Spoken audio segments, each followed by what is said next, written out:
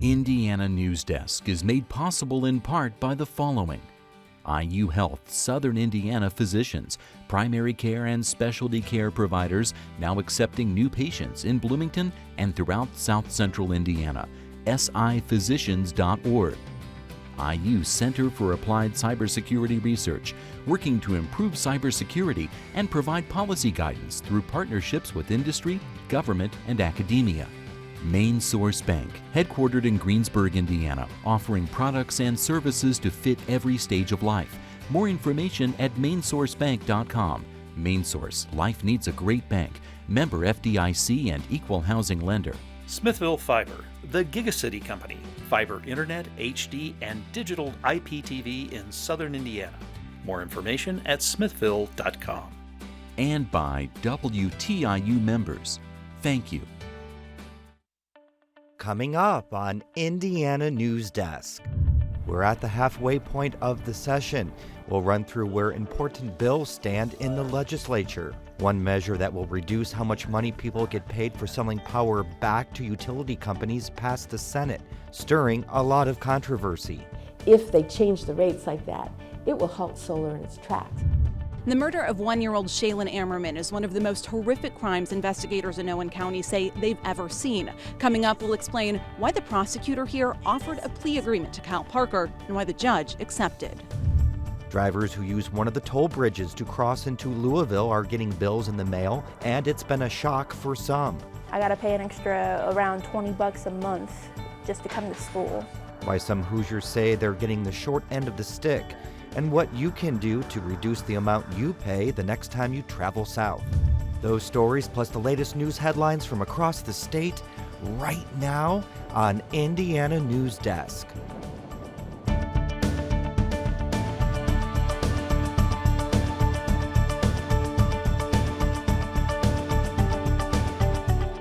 Welcome to Indiana News Desk. I'm Joe Wren. Vice President Mike Pence used a private email account to conduct public business as Indiana's governor. The Indianapolis Star reports that emails provided through a public records request show that Pence communicated with advisors through his personal AOL account. The paper reports that private email account was hacked last summer. Public officials are not barred from using personal email accounts under Indiana law. The vice president's spokesman says Pence maintained a state email account and a personal email account like previous Indiana governors. Well, some Hoosiers are trying to pick up the pieces after storms damaged or destroyed their homes this week. The National Weather Service says tornadoes came through Lawrence and Posey counties. As Barbara Brosier reports, a rural neighborhood in the southwestern part of the state was among the hardest hit. Most of the people living in this Gibson County neighborhood were getting ready for bed when a storm tore through their homes. Well, I heard some buckets rumbling around outside, and we went to the back door there to look, and it was just like a train. You could hear it like a locomotive without the whistle, and it's like, run. The strong winds destroyed at least 2 houses, 2 mobile homes, and damaged several others. They sent cars and boats flying, but miraculously, only one person got hurt. The man upstairs was checking everybody here. He had his hand on us. That's all I can say. For us to walk out of that house alive. Now neighbors are working to salvage what little they can from the devastation. Pieces of their lives are strewn across several miles of Gibson County. It's like the tornado come through and just mixed everything up and then scattered it everywhere. But they know belongings can be replaced. Other parts of the Midwest experienced even worse damage. For Indiana News Desk, I'm Barbara Brosier. A bill headed to the House would change the way alternative forms of energy, such as solar power, are valued in the state. As J.D. Gray reports, the bill is creating concern among some invested in solar energy. Between 2012 and 2015, Mady Hirschland worked with congregations around the state from many different denominations to install solar panels and reduce their energy use. You look out, you see the sun, and you know that it's powering your lights and your refrigerator and coming right from your roof into your building. The roof of Congregation Beth Shalom in Bloomington is lined with solar panels. They cost the congregation more than $50,000 in 2013. It's an expense the congregation is still working to recoup, but they're getting help from a process called net metering. Net metering is a policy that allows people who install solar panels on, let's say, their rooftops to essentially get reimbursed when they generate more electricity than they consume. Typically, in most cases, summer people are generating more power than they use their house, right? So in essence, they get a credit. They can redeem that credit for energy when they can't derive all of their energy from the sun. At the State House, a bill passed through the Senate that means changes for how that energy is repaid. We're trying to adapt Indiana's energy policy to reflect the changing mix of generation sources and its impact upon consumer rates.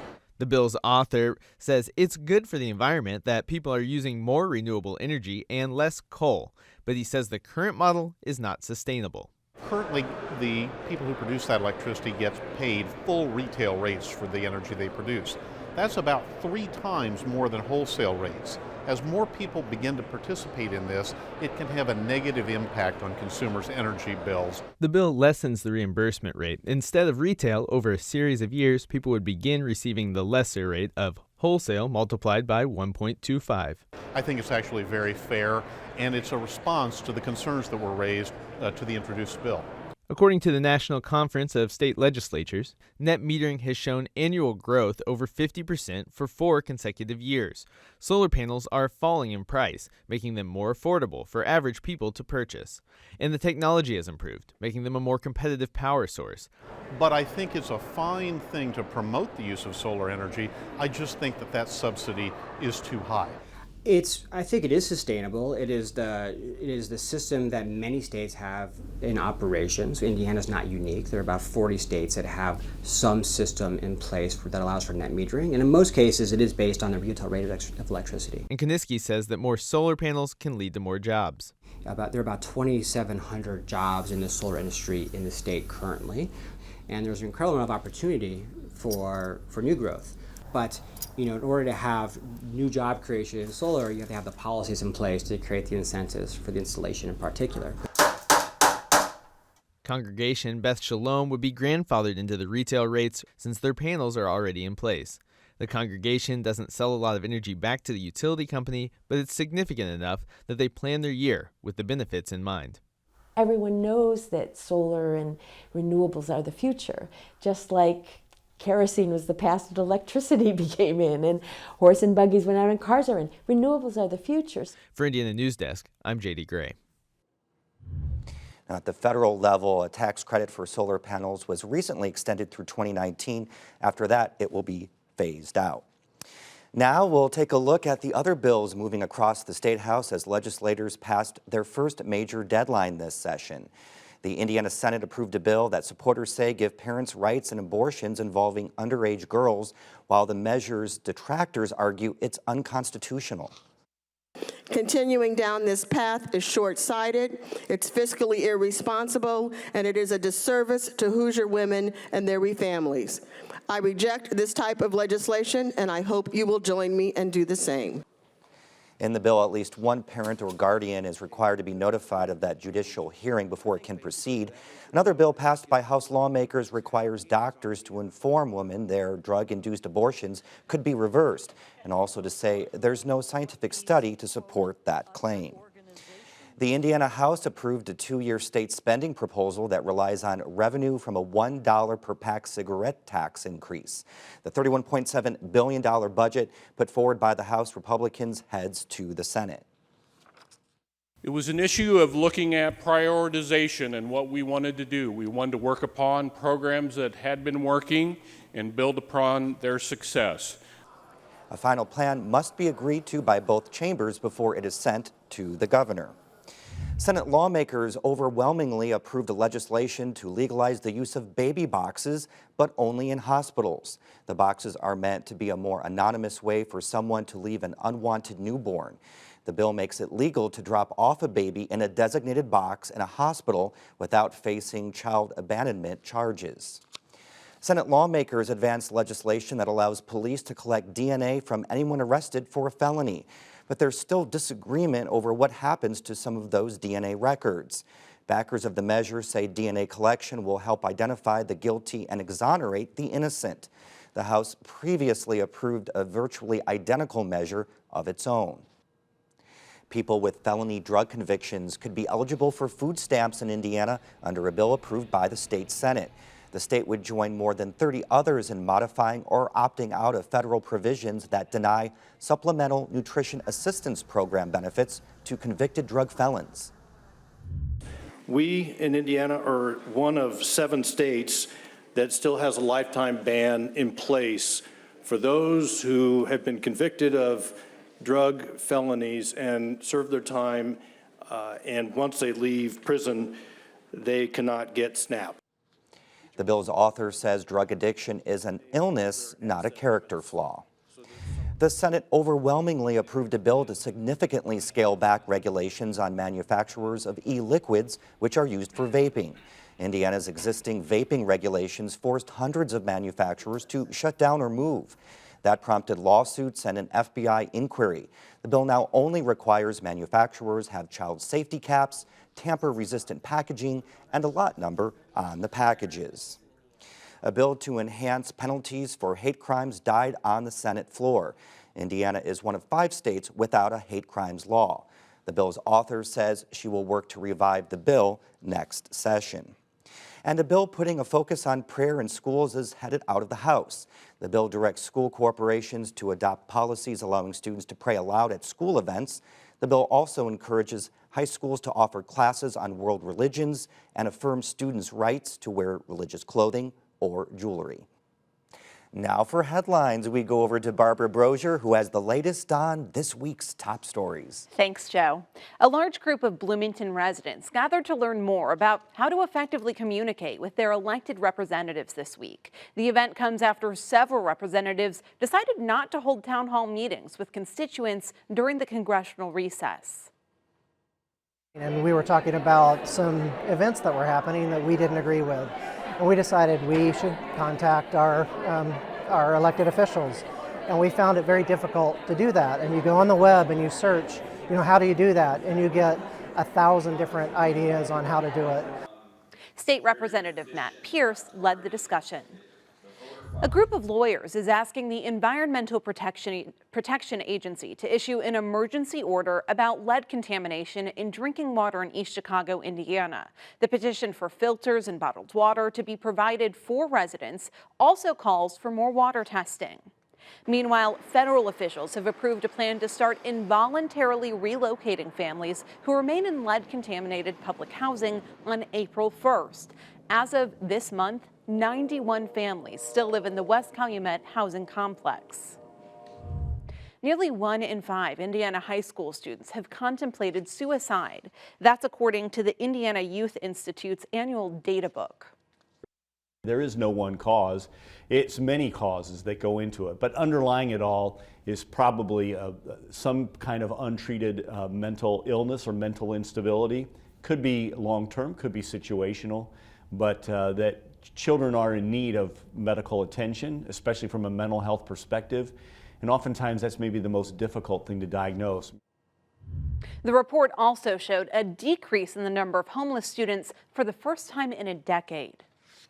The Hoosier Environmental Council estimates more than half of Indiana's streams and rivers would no longer be protected if President Donald Trump scraps the Waters of the U.S. rule. Trump signed an executive order this week that he says is paving the way for elimination of the rule. It dictates which bodies of water are subject to federal clean water regulations. Indiana is one of several states challenging the current interpretation of the law, which is under a stay. Well, every year the NCAA brings in close to $900 million, but athletes don't see any of that money, at least in the form of a monetary payment. NCAA officials are familiar with the long debate over whether to pay college athletes, but as Becca Costello reports, changing the system seems unlikely.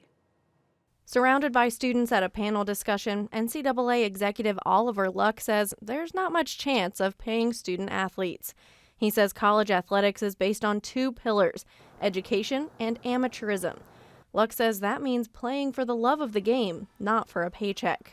We've, I think, widened the lanes for amateurism and what it really means, and I think we'll continue to do that. And that expansion is financial. IU is a good example, he says. In addition to a scholarship for tuition, fees, books, and housing, IU now gives athletes a small stipend for other expenses. And the university's athletic director says that's enough to meet the athletes' needs. If we move toward true pay for play, if we give students money over and above that which essentially reimburses them, or at least arguably reimburses them for their costs, then you kill the goose that's laying the golden eggs. You take the special sauce out of sports, and I think we lose the magic. In the end, Oliver Luck says he doesn't foresee the NCAA moving away from their core values. I think because those values in my mind are somewhat timeless. I think that they'll be around a long, long time. And I think if you, again, take a step back and look at college athletics over the last 45 or 46 years, I think most folks would say it's been a force for good in this country. For Indiana News Desk, I'm Becca Costello. Indiana's first cat cafe is teaming up with the local animal shelter to help find stray cats a home.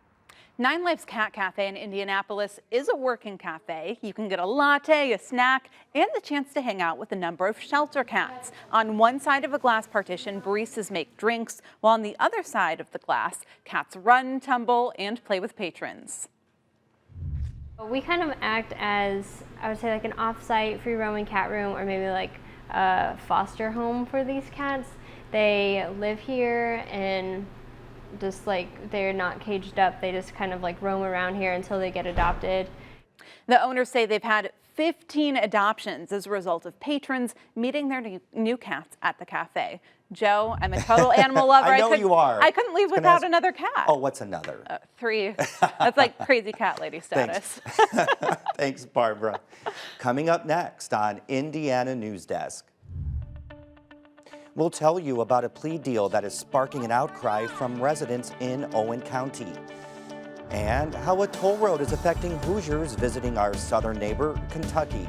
These stories and more right here on Indiana News Desk.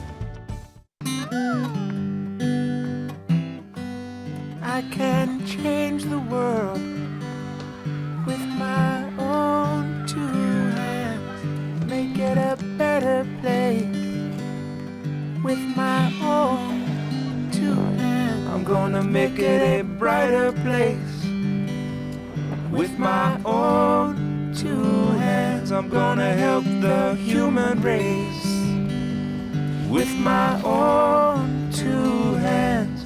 I can hold you in my own 2 hands, and I can comfort you with my own 2 hands. With my own 2 hands.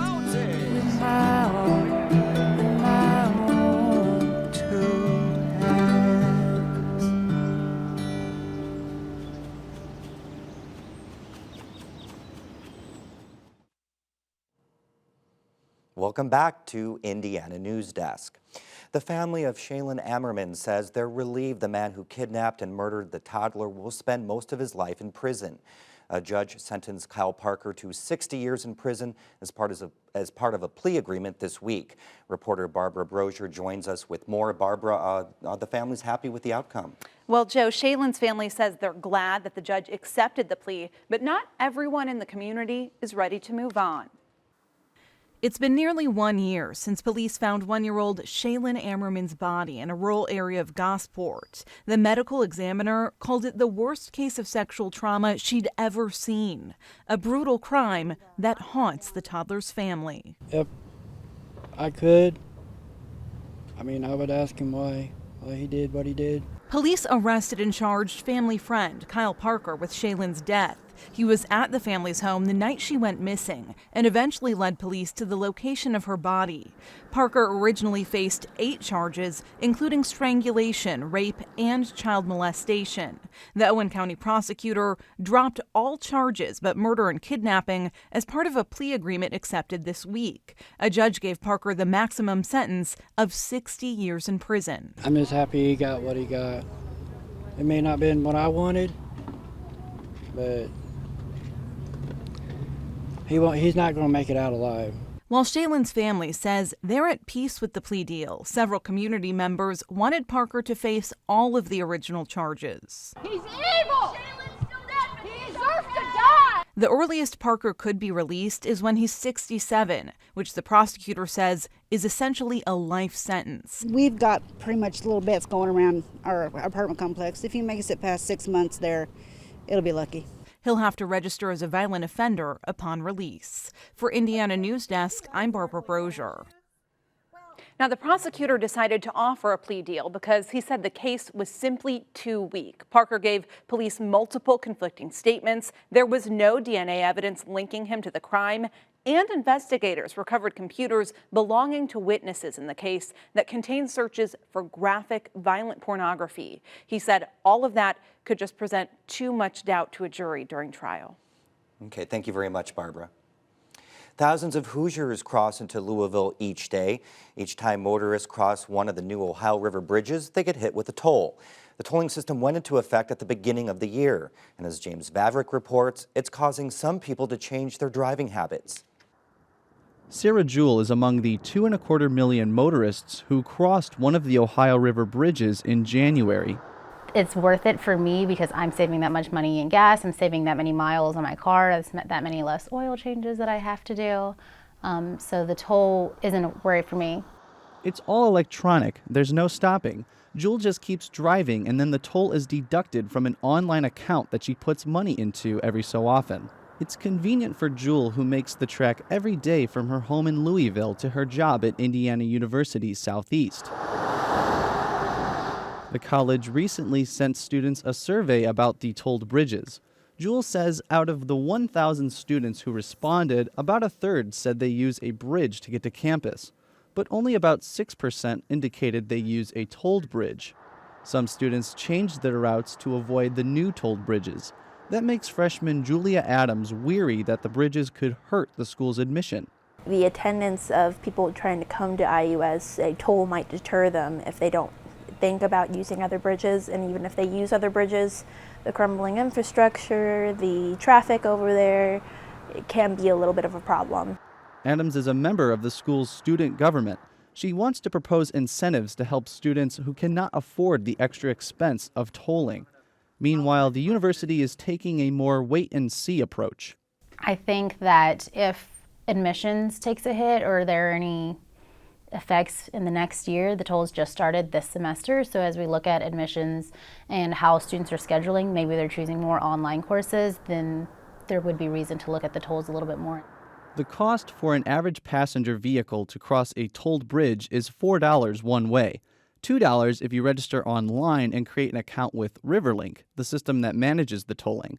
The price increases for larger vehicles, $7 for a medium-sized vehicle, and $12 for semi-trucks. Riverlink account holders have a transponder attached to their vehicle. Cameras scan it each time they cross the bridge, and they pay a reduced toll. State Senator Ron Grooms from Clarksville is proposing 2 bills that could provide motorists with relief. Those who pay over a certain amount in tolls annually could apply for a tax benefit. Most motorists already pay gas taxes to help support the roads, and this is just a way to help soften some of the expenses that they have. Together, the 3 tolled bridges cost $2.3 billion to build or renovate. According to Riverlink, tolling should have the bridges paid off by the year 2053. Drivers are paying for the convenience. Take the new Lewis and Clark Bridge on the east side of Louisville, for example. Drivers can save up to an hour of travel time driving back and forth to Indiana. We're not going to build this fantastic new project and then put a toll booth up there and slow down traffic, right? That would take away all of the benefits that people have been working really hard to bring to drivers in the area. Peterson says Riverlink will keep a close eye on traffic patterns throughout this first year to see how much the new bridges are being used. They're paying special attention to alternative routes, too, and looking to see how much traffic is diverted to bridges that aren't tolled. Peterson says over time she thinks convenience will trump cost. People go to a school, they go to work, they talk to fellow students, co-workers, neighbors who say, you know what, I'm using the Kennedy, the Lincoln, the new Lewis and Clark, I'm saving time. And Peterson says that's when people will really start investigating and learn what options are available that can fit with their budget and still give them convenience. For Indiana News Desk, I'm James Vavrick. A report from the Indiana Finance Authority expects an economic impact of $87 billion due to the new bridges. Those numbers are projected to accumulate over the next 30 years. Well, today is the first day of Marsh Madness, not to be confused with the popular basketball tournament. The popular bird-watching event is scheduled at Goose Pond near the Sandhill Crane's peak migration time. Recently, climate change is impacting when the birds head north. Lee and friends of Goose Pond members are discussing shifting Marsh Madness. And that's the end of this program, but our work continues online at WTIUnews.org. Have a great weekend.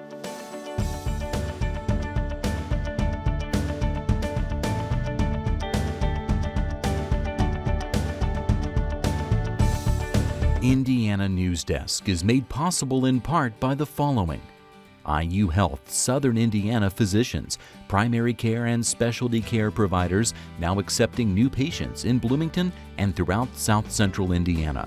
siphysicians.org.